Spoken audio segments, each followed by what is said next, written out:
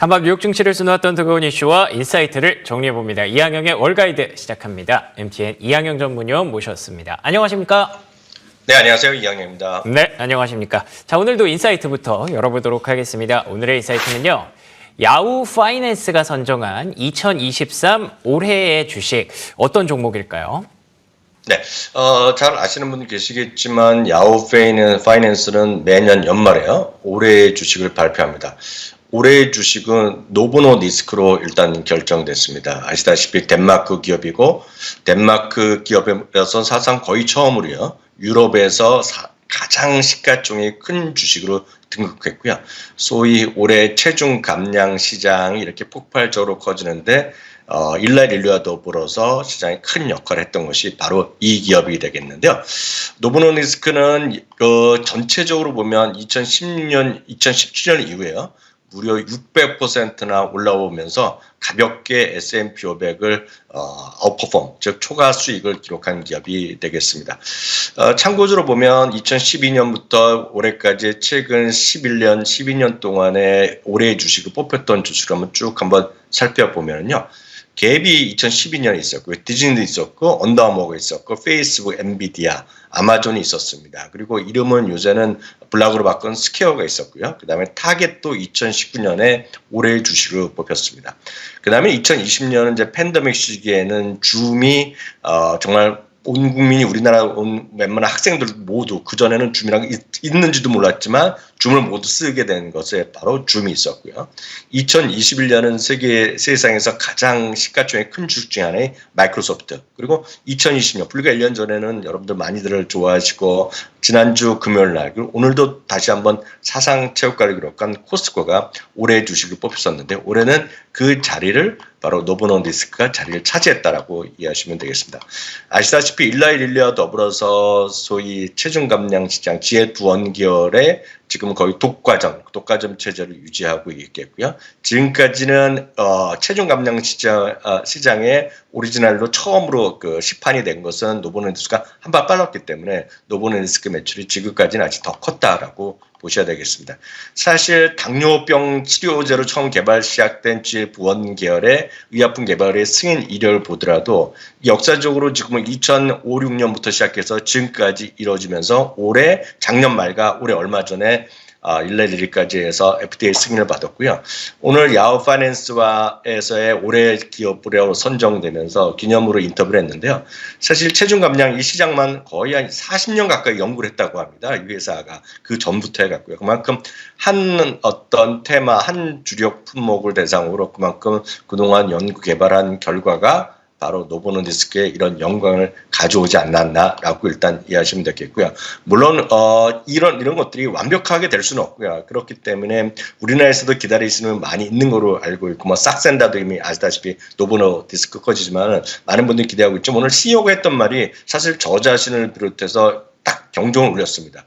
이 지금 체중 감량 시장으로 쓰이고 있는 자기네 위고비가 됐건 일라일리에 다 여러 가지가 너무 과대평가되면서 심지어는 허상에 관련된 얘기들은 많이 나면서 우리식으로 하면 루머가 난무하는데 운동도 해야 되고 식이 조절도 해야 되고 이런 것들 아주 기본적인 걸 같이 가야 된다는 것을 아주 상식적인 얘기를 CEO가 직접 밝혔다는 것도 아마 제가 흥미로운 부분이 되게 설명드리겠고요. 오늘 같은 경우에도 일라일리의 신제품이요. 이번에 허용받은 거 제파운드가 이미 일단 복용하고 나서 또 끊으니까 다시 체중을 늘었다면서 주가가 떨어지고 했는데요. 여러 가지 부작용이라는 것들이 완벽하지는 않다는 것도 참고하시면 좋을 것 같습니다. 어찌됐건 금년에만도 주가는 42%가 올라가는 모습. 최근에는 약간 두 회사 모두 쉬고 있는데요. 야후 파이낸스가 이번에 올해 주식으로 선정한 데 가장 큰 거는 이전에는 존재하지 않았던 체중 감량 약품 시장을 만들어내는 공로를 가장 크게 인정했다라고 보셔야 되겠고요. 올해에서만도 매출이 45% 늘어났고 세계 각지의 새로운 어떤 공급망을 확보하면서 내년 이후에는 지금의 어떤 물량 부족을 상당히 해소할 수 있다는 얘기를 하고 있는데 일단은 가봐야 될 것 같습니다. 회사에서는 이익 성장 가이던스 계속 올리면서 한때는 초반에는 13에서 19%에서 이제는 30에서 38%까지 올려가 있고요. 내년에 대한 이익 전망도 많은 곳에서 계속해서 꾸준히 올려나가고 있습니다. 다만 노보노디스크 CEO도 얘기했다시피 이제 막 걸음마를 딴 단계에 불과하기 때문에 너무 지금 CEO가 얘기한 대로 너무 꿈만 꾸고 이 약 하나로, 이 처방 하나로 모든 것에 바뀐다라는 것, 그런 생각은 버리셔야 될 것 같습니다. 전체적으로 월가의 향후 전망은 긍정적인 게 맞습니다. 그렇지만 늘 말씀드리지만 경고의 목소리도 분명히 있다는 것도 이해하시면 좋을 것 같습니다. 왜냐하면 작년에 제일 많이 올라갔던 S&P 500 주식, 다우 시리즈들이 올해 재미없는 것들이 많았고요. 반대로 작년에 제일 안 좋았던 다우 주식주, 예를 들어 세일즈포스가 작년에 제일 안 좋았는데 올해는 또 제일 많이 올라갔거든요. 그렇기 때문에 늘 올해 많이 올랐다고 해서 내년에 더 많이 올라갈 수 있고 내년에도 시장을 주도하리라고 생각하는 것 자체는 좀 틀릴 수 있다라고 보셔야 되겠습니다. 그래서 참고로 마침 우리나라 시각으로 어젯밤에 나온 야후의 그런 그 발표와 거의 동시에 블룸버그도 관련된 기사를 했는데 오늘 블룸버그 기사까지 소개해드리겠습니다. 블룸버그에서는 대박난 소위 비만 치료제 기업이 내년에는 흔히 얘기해서 루저가 될 수 있다는 경고를 하고 있습니다. 블룸버그에서 마켓 라이브 플러스 서베이라는 걸 여러 가지 서베이를 하고 있는데요. 520명 가까운 응답자 중에요. 34%가 올해의 소위 큰 위너들, 바로 말씀드렸던 노보노디스크나 릴레릴리가 내년에는 주가가 루저가 될 수 있다는 경고를 했는데 이 34%가 했는데 매그니피션트 세븐 주식에 대한 루저가 될 수 있는 경우가 31%에 비해서 더 많다라고 일단 이해하시면 좋겠습니다. 그래서 너무 일방의 생각을 갖고 너무 한쪽에 레버리지를 일으키면 곤란하다는 걸 꼭 염두에 두셔야 되겠고요. 참고적으로 제퍼리스 증권에서는 2024년, 즉 내년이죠. 내년에 유럽에서 주가가 크게 저조할 주식 4개를 선정했습니다. 우리나라에서는 익숙하지 않지만 뭐 해외 선진국 이런 건 흔히 나옵니다. 너무 많이 올라간 것에 경고, 그렇기 때문에 공매도하라는 얘기를 하고 팔라는 메시지가 많이 나오기 때문에 우리랑 다른데요. 여하튼 제프리 증권에서는 2024년에 가장 많이 저조할 만한 주식, 시장 대비 언더퍼포먼 주식 4개를 선정했는데 그 중에 하나가 노보노디스크가 선정되기도 했다는 것도 참고하시면 좋겠습니다. 알겠습니다. 노보노디스크가 올 한 해 최고의 주식으로 뽑혔군요. 내년에 대해서는 뭐 여러 가지 갑론을 박이 좀 있습니다만 어쨌든 연말 분위기 좀 나는 것 같네요. 자, 그러면 이어서 헤드라인 확인해 보도록 하겠습니다. 오늘 첫 번째 헤드라인은요. 2024년 합리적 가격의 성장주 탑10. 우리 모두가 찾는 원업이죠. 합리적 가격의 성장주. 골드만삭스에서 내년 10개 종목을 뽑았다고 하는데요. 어떤 종목들이 포함됐을까요? 네, 제가 이 업계에 꽤 오래 있었고요. 특히 미국 주식을 전문한 지도 꽤 오래된 거 많은 분들 인식하실 것 같습니다. 그리고 저희 방송에도 꾸준히 말씀드렸고, 제가 뭐 학교에서나 가르치고, 그리고 외부 강연을 할 때 보면, 실제로 많은 사람들이 이런저런 얘기를 하다 보면 제일 공감하는 것이 많은 분들이 너무 많이 올라가거나 너무 비싼 주식을 원하지는 않습니다. 그러면 반대로 너무 비싼 주식, 제가 말씀드린 가치가 너무 높다는 겁니다. 멀티플이 높은 주식에 대한 걱정이 있습니다. 그럼에도 불구하고 예를 들어서 아주 필수 소비재 같은 것들이요. 그러니까 망하진 않겠으나 성장률이 적어갖고 배당만 준다. 이러면 또 관심이 확 떨어집니다. 그래서 제가 여태까지 이렇게 일을 하다 보면 많은 분들이 제일 관심을 가질 수 있는 그런 테마, 그런 어떤 섹터 아니면 그 투자 분류가 합리적 가격의 성장주입니다. 사실 합리적 가격의 성장주 하면 말이 정말 그럴듯한데요. 그리고 이게 뭐 누가 개인적으로 만든 말 같지만 도덕적 얘기 같지만 미국에서는 소위 Growth at Reasonable Price라는 것이 정확한 개념이 있습니다. 그렇지만 그것은 교과서로 정해진 것이 아니라 개인들, 여러분들도 스스로 합리적 가격의 성장주를 만들 수 있습니다. 왜냐하면 우리나라 쉽지 않지만 외국은 워낙 DB가 많이 발달됐기 때문에 나는 이익 성장률이나 매출 성장률이 최소한 몇 퍼센트 이상 되겠다. 라는 것들을 갖고 여러분들이 하나의 어떤 X축, Y축에서 하나의 어떤 변수를 찾을 수 있겠고요. 합리적 가격이라는 것은 쉽게 해서 멀티플입니다. 우리 쉽게 해서 PR이 될 수 있겠고요.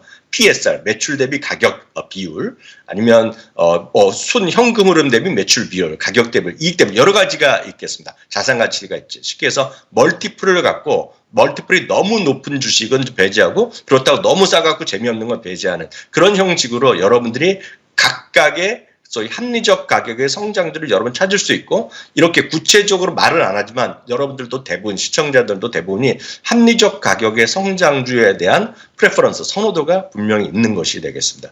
그래서 이런 것들은 증권사마다 다양한 방법으로 제시하고 있고 또 일부에서는 ETF로도 구성을 하고 있습니다. 그래서 모든 ETF 중에 합리적 가격 성장주를 하는 것 중에 대표적인 ETF가 여러 번 이 방송에서도 소개시켜 드렸는데요. SPGP라는 그런 합리적 가격의 성장을 모아두는 ETF도 있습니다. 그래서 그런 것들을 보시면 가장 여러분들이 무난하게 할 수 있는 것이 되겠는데요. 골드만삭스에서요, 이번에 자신들의 합리적 가격의 성장주 탑10, 그것도 2024년에를 생각해서 이런 정도 주식이면 자기네가 가장 좋게 뽑아놓은 합리적 가격의 성장주라는 것을 발표를 했습니다. 그러면 이제 여기서 이제 기준이 필요하겠는데요. 기준은 딱 이렇게 되겠습니다. 섹터별로요. 11개 섹터가 있다고 말씀드렸는데요. 섹터별에서 모든 섹터를 성장성을 다시 말씀드리면 매출, 이익 뭐 이런 걸 갖고 따지는 겁니다. 과거가 아니라 미래에 대한 성장치를 갖고 따지는 거가 되겠는데요. 그래서 1등부터 100등까지 한번 찾아보시죠. 1등부터 100등이면 상위 1등부터 20등, 탑 20만 일단 모아놓습니다. 성장 섹터에서는 21등, 22등 필요 없고 1등부터 20등까지의 성장성이 높은 탑 20에서 일단 하나의 분류를 구하고요. 두 번째는 밸류에이션입니다. 밸류에이션은 상위 40%를 배제합니다. 그래서 1등부터 40등까지 높은 밸류에이션, 예를 들어서 PR이 100배, 200배 이런 건 필요 없다는 얘기가 되겠고요. 그렇지 않고 또 반대로 너무 밸류에이션 낮은 것들은 영원히 밸류에이션이 낮을 가능성이 있기 때문에 상위 40% 제외하고요. 하위 20%를 제외했습니다. 그러면 어떻게 되냐? 21%부터 60% 가까이의 중간 레벨의 40%에 해당되는 밸류에이션을 갖고 있는 것. 그런 것들을 모아놔서 그중에서 뽑은 게 10종목이 되겠습니다. 10종목을 보여드리는 게 여러분들 지금 보여드리는 표가 되겠는데요. 케이던스라든가 포스트솔라, 제너럴 일렉트릭, 에버레스트 그룹, 그리고 타겟, 라스베가스 샌즈, 그리고 부킹홀딩스, 윈리조트, 라이브네이션 등등이 있는데요.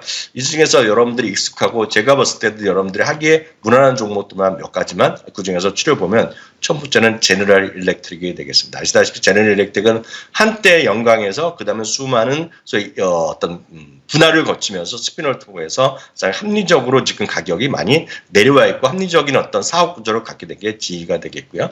타겟은 올해 내내 사실 작년부터 내내 재미없다가 지난번에 실적 발표하면서 기대 이상의 어떤 매출, 기대 이상의 이익을 발표했습니다. 그렇다고 해서 매출이 늘어난 건 아닌데 그러면서 타겟이 지금 약간씩 살아나는 모습을 보여주고 있고 비슷한 시기에 월마트는 쉬고 있고요. 세 번째는 최근 들어서 거의 일주일째 사상체 효과를 갖고 있는데 이게 흥미롭습니다. 부킹홀딩은 사상체 효과에다가 S&P 500 주식 중에서 가장 비싼 주식이 하나인데 딱 여러분들 이 그래프를 보시면 이게 너무 많이 올라서 가격이 자체가 비싸다고 생각하시고 당연히 멀티플이 높을 거라고 생각하시는데 이게 바로 멀티플이 뭐다? 멀티플이 상위 40%가 아니라는 겁니다. 그래서 상위 40%부터 아래에 있기 때문에 아주 고평가된 주식이 아니라는 것에 바로 그런 관점에서 값에 선정됐다고 보셔야 되겠고요. 다음은 이제 카지노 기업 중에 하나는 윌린스호트가 되겠습니다. 또 하나 이제 라이브 네이션이 되겠습니다. 라이브 네이션은 전 세계 우리나라 포함해서 전 세계 공연 문화의 대표적인 기업이 되겠죠. 모두 웬만한 공연 다 이들이 라이브 네이션을 거의 독과점주를 하고 있는데 이 라이브 네이션이 바로 이런 5개 조수, 10개의 소위 가프 주식 중에 뽑혀 있다라는 것도 참고해서 여러분들이 스터디해 보시면 좋을 것 같습니다. 밸류에이션과 실적 성장성을 동반한 그런 합리적 가격의 성장주 탑10 한번 확인해 봤고요. 자, 두 번째 헤드라인입니다. 두 번째 헤드라인은요. 메가 날아든다. 이번 주 가장 핫한 일정 하나만 꼽자면 역시나 FOMC가 될 텐데 요거를 기점으로 연말 랠리에 좀 제동이 걸릴 수 있다는 분석들이 나오고 있습니다. 어떻게 보고 계신가요?